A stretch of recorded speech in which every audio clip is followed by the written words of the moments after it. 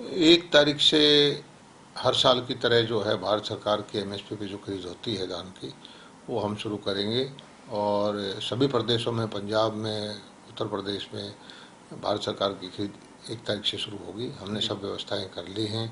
और जो हमारा टारगेट है हरियाणा के किसानों की खरीद करना, उसके लिए जो जो व्यवस्थाएं हमने करनी है, चाहे वो बारदाना की है या ढुलाई की है, और किसानों का डाटा की है, किसानों को सीधी पेमेंट करने की है, उसके लिए जो इंतजाम हमें करने हैं वो हम कर चुके हैं। और दुर्भाग्य से एक समस्या जो है कि आमतौर पर कुछ लोग, राजनीति करने वाले लोग हैं मंडियों के अंदर, जब भी किसान की फसल का वक्त आता है तो वो हड़ताल का नारा देते हैं। ये किसी भी तरह से उचित नहीं है।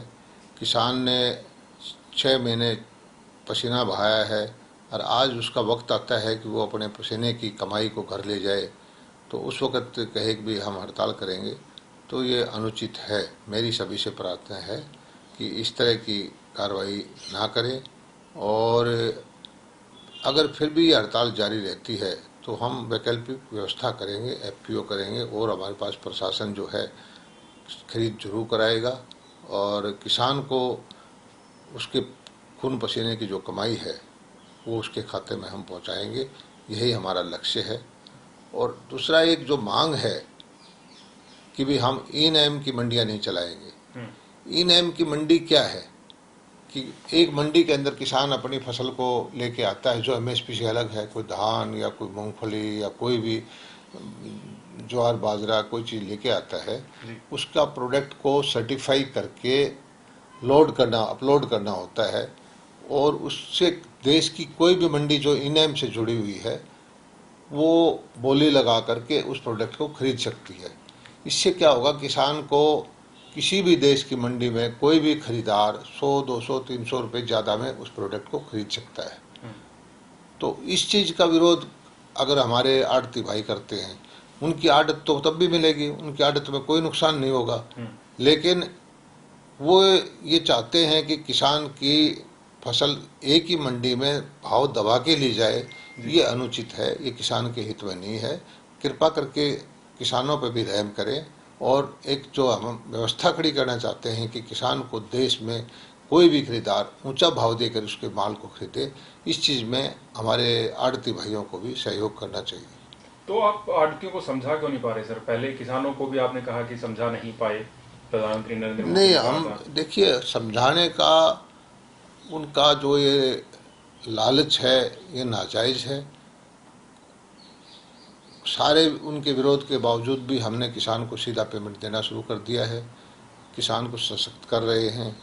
अभी भी हमारी कोशिश ये है कि किसान की जो भी फसल हो, कोई भी खरीदार देश के अंदर जो ई नैम मंडी से जुड़ा हुआ है ऊंचे से ऊंचे भाव पर खरीदे।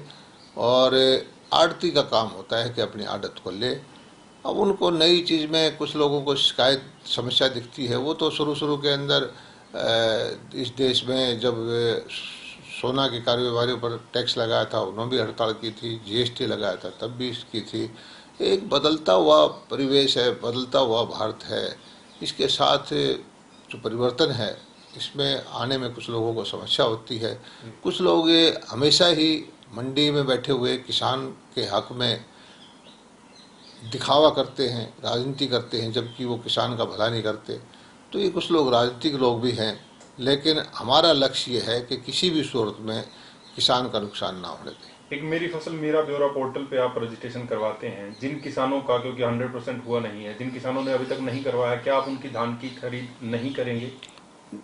हमारा कोशिश ये है कि हरियाणा के 80 लाख एकड़ में खेती होती है। एक एक एकड़ का हमें जानकारी हो कि किसमें गन्ना है, किसमें गेहूं है, किसमें चावल है, किसमें बाजरा है, किसमें मूंग है, मोट है, ताकि उसी हिसाब से हम नीतियां बनाएं। और मेरी फसल मेरा ब्यौरा पोर्टल है, जो एमएसपी पे खरीद होती है वो खरीद हम हरियाणा के किसानों की हरियाणा में करना चाहते हैं। ठीक है। जो उस पोर्टल पर चढ़ाएगा कि मेरा 10 एकड़ में धान है, मेरा 8 एकड़ में धान है, और तो उसकी जो लिमिट हमारी ने रखी है इस बार 30 कुंटल प्रति एकड़ के हिसाब से, तो उसकी खरीद कर लेंगे।